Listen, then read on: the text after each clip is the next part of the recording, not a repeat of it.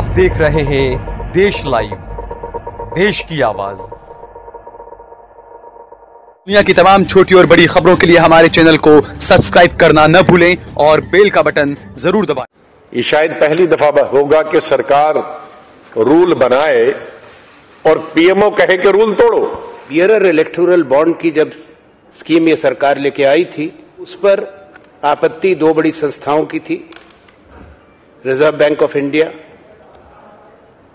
और दूसरा election commission of India. सरकार ने उसको नजरअंदाज किया था क्योंकि वो जानते थे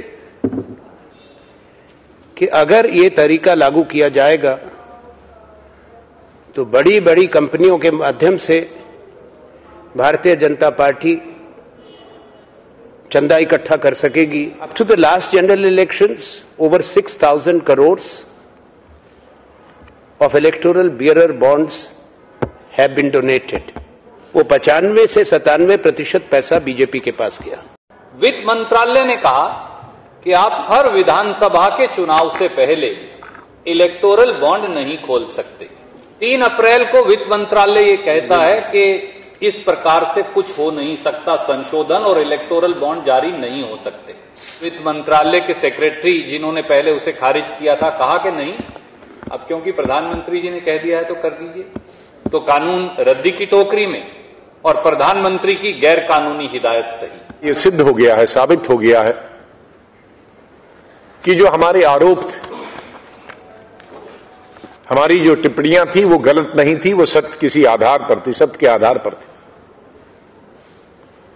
और इस आरटीआई के द्वारा वो तमाम चीजें जहां पर सिग्नेचर्स ऑफिसर्स के भी हैं, उन्होंने क्या टिप्पणी की, कितनी दफा उसमें मेंशन है कि पीएमओ के कहने से जो इलेक्टोरल बॉन्ड की स्कीम थी उन रूल्स को किस तरह से तोड़ा जाए। ये शायद पहली दफा होगा कि सरकार रूल बनाए और पीएमओ कहे कि रूल तोड़ो। रिटर्न में है, लिखित में है। ये बियरर इलेक्टोरल बॉन्ड की जब स्कीम ये सरकार लेके आई थी, जैसा भी आपको बताया गया, उस पर आपत्ति दो बड़ी संस्थाओं की थी, रिजर्व बैंक ऑफ इंडिया और दूसरा इलेक्शन कमीशन ऑफ इंडिया। सरकार ने उसको नजरअंदाज किया था क्योंकि वो जानते थे कि अगर ये तरीका लागू किया जाएगा तो बड़ी बड़ी कंपनियों के माध्यम से भारतीय जनता पार्टी चंदा इकट्ठा कर सकेगी। Up to the last general elections over 6,000 crore of electoral bearer bonds have been donated. 6,000 crore से ज्यादा के, पर उसके बाद में और भी इलेक्टोरल बॉन्ड्स और भी खिड़की खुली हैं, तो जाहिर है वो 6,500 करोड़ से ऊपर चला गया। वो 95 से 97% पैसा बीजेपी के पास गया। वित्त मंत्रालय ने कहा कि आप हर विधानसभा के चुनाव से पहले इलेक्टोरल बॉन्ड नहीं खोल सकते और उसकी फाइल की नोटिंग्स हम आपको भेज रहे हैं, but I only want to read a line there from. 3 अप्रैल को वित्त मंत्रालय ये कहता है कि इस प्रकार से कुछ हो नहीं सकता संशोधन और इलेक्टोरल बॉन्ड जारी नहीं हो सकते। पर 10 अप्रैल को वही वित्त मंत्रालय रिकॉर्ड करता है, and I quote, PMO desire to open a special 10-day window for issuance of electoral bonds.